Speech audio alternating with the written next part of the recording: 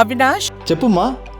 దగ్గరలో ఉన్న మెడ్ప్లస్ కు వెళ్ళి మెడ్ప్లస్ బ్రాండ్ మెడిసిన్స్ అని అడిగి కొనుక్కునరా. అక్కడ 50 to 80% తగ్గింపుకు వస్తుంది. మీరు తీసుకునే అదే మందులు, అదే నాణ్యమైన మందులు, కానీ సగం ధరకే.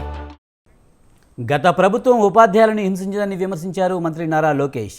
ఏపీ అసెంబ్లీ వేదికగా జగన్ పాలనపై తీవ్రస్థాయిలో ఫైర్ అయ్యారు. వాళ్ళ హక్కుల కోసం రోడ్డెక్కి పోరాడారు. ఆ రోజు నుంచే వైసీపీ వైఫల్యాలను వ్యతిరేకిస్తూ ప్రజలు కూడా రోడ్డెక్కారని విమర్శలు గుప్పించారు.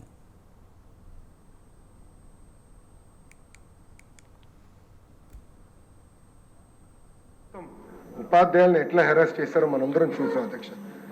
వాస్తవం మాటలు చెప్పాలంటే సమాజంలో మార్పు గత ప్రభుత్వంలో వచ్చిందంటే దానికి కారణం ఉపాధ్యాయులు అధ్యక్ష.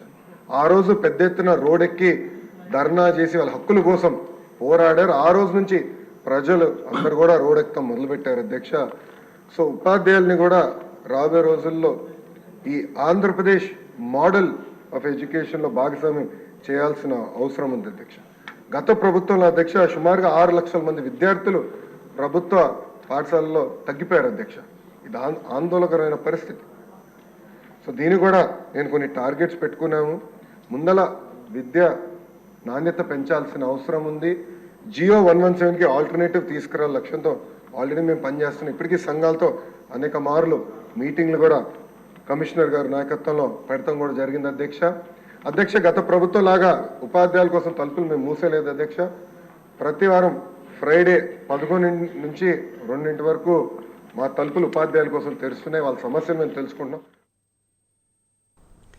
ఇక డిఎస్సిపై చర్చ సందర్భంగా జగన్పై మండిపడ్డారు మంత్రి నారా లోకేష్. గత ప్రభుత్వం ఎన్నికల కోసమే డిఎస్సిని విడుదల చేసిందని ఆరోపించిన ఆయన నిరుద్యోగులను మభ్యపెట్టడానికి ఎన్నికలకు 2 నెలల ముందు రిలీజ్ చేశారని విమర్శించారు.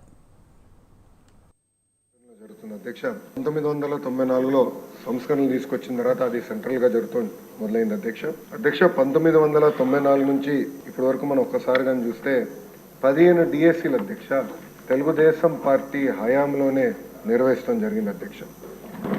2019 వరకు చూస్తే దాదాపు 2,20,000 పోస్టులు మనం నోటిఫై చేస్తే అధ్యక్ష దాంట్లో 1,80,000 పోస్టులు మనం భర్తీ చేసుకుంటాం జరిగింది. ఇదొక చరిత్ర అధ్యక్ష. అంతేకాకుండా అధ్యక్ష పెద్దలు ఇప్పుడే మాట్లాడుతూ నన్ను అడిగారు అధ్యక్ష, గత ప్రభుత్వంలో ఎన్ని పోస్టులు భర్తీ చేశారని అడిగారు అధ్యక్ష. గత ప్రభుత్వంలో అసలు నోటిఫికేషన్ కూడా 12/2/24 అంటే ఎన్నికలకి ఇంకా 2 నెలలు ఉన్నాయనగా కావాలని నిరుద్యోగ యువకుల్ని మబ్బు పెట్టేదానికి 6,100 పోస్టులు, అది కూడా 6,100 పోస్టులు నోటిఫై చేసి ఇంకా ప్రాసెస్ ప్రక్రియ కూడా పూర్తి చేయలేదు అధ్యక్ష. అంటే గత ప్రభుత్వంలో డిఎస్సి ద్వారా భర్తీ చేసిన పోస్టులు 0. అందుకే అధ్యక్ష తెలుగుదేశం, జనసేన, భారతీయ జనతా పార్టీ కలిసికట్టుగా మొన్న ఎన్నికలు గెలిచిన వెంటనే తొలి సంతకం మెగా డిఎస్సి పైన గౌరవ ముఖ్యమంత్రి వర్యులు చంద్రబాబు నాయుడు గారు సంతకం పెడతాం జరిగింది అధ్యక్ష. జిల్లా పరిషత్ ఆధ్వర్యంలో జరుగుతుంది అధ్యక్ష.